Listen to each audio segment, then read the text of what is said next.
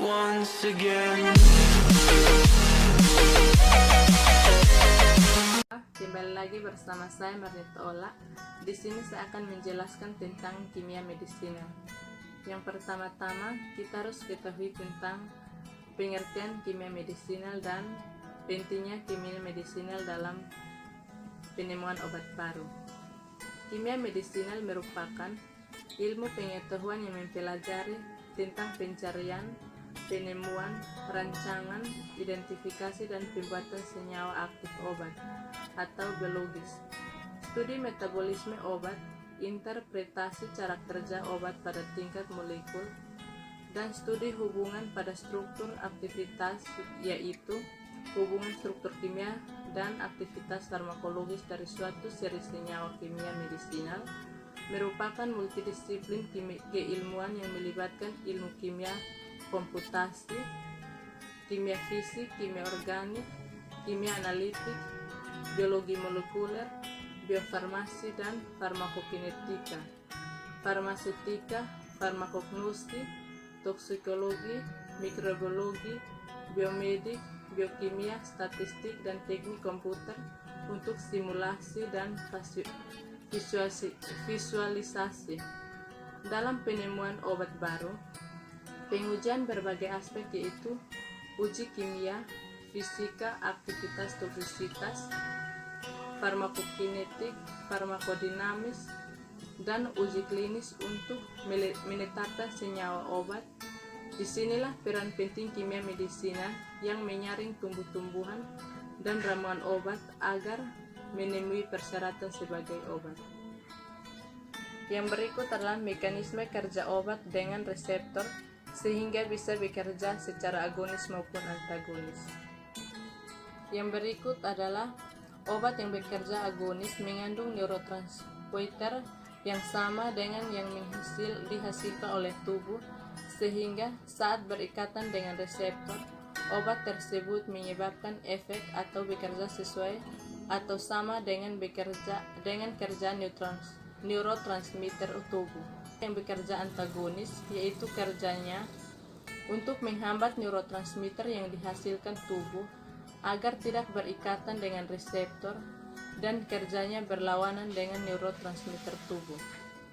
Yang berikut adalah pengaruh sifat fisikokimia pada sediaan farmasi. Sediaan farmasi merupakan senyawa kimia yang mempunyai karakteristik fisikokimia yang berhubungan dengan efek farmakologis. Perubahan karakteristik fisikokimia dapat menyebabkan perubahan farmakokinetik, farmakodinamik suatu senyawa. Yang berikut interaksi obat dengan adanya obat lain maupun nutrisi pada mekanisme farmakokinetika maupun farmakodinamika. Interaksi obat dengan obat lain pada sifat farmakokinetik dapat terjadi pada beberapa tahap meliputi absorpsi, distribusi, metabolisme, dan ekskresi. Interaksi dapat terjadi dalam hal pengaruh metabolisme obat di hati atau menghambat atau mengikatkan atau pada penggeseran ikatan obat dengan protein plasma.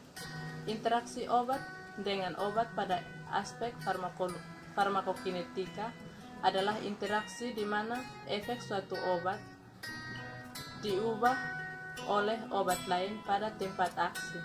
Hal ini dapat terjadi akibat kompetisi pada reseptor yang sama atau interaksi obat pada sistem fisiologi yang sama. Yang berikut adalah interaksi obat dengan makanan pada aspek farmakokinetika, yaitu makanan dapat meningkatkan, menurunkan, atau menunda absorpsi obat yang berkurang atau lebih lambat interaksi. Obat makanan pada aspek farmakodinamika, yaitu makanan dapat membuat pelepasan lebih banyak neurotransmitter dan sebaliknya menurunkan pelepasan neurotransmitter. Yang berikut adalah respon pasien pada suatu obat yang bisa bervariasi. Individu berbeda dengan penyakit yang sama yang sering memberikan respon yang berbeda terhadap terapi obat yang sama. Hal ini disebabkan adanya perbedaan ekspresi gen pada masing-masing individu. tidak menutup kemungkinan dosis yang tepat pada suatu individu akan menjadi racun bagi individu lainnya. Yang berikut adalah apa yang dimaksud dengan afinitas dan aktivitas intrinsik. Afinitas adalah kemampuan untuk mengikat reseptor, dan aktivitas intrinsik adalah kemampuan suatu obat untuk menimbulkan suatu efek.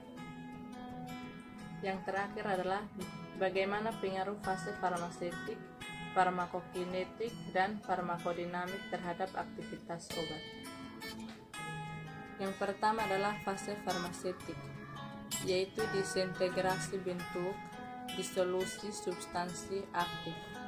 Yang berikut adalah fase farmakokinetik, yaitu diabsorpsi, distribusi, metabolisme atau biotransformasi ekspresi.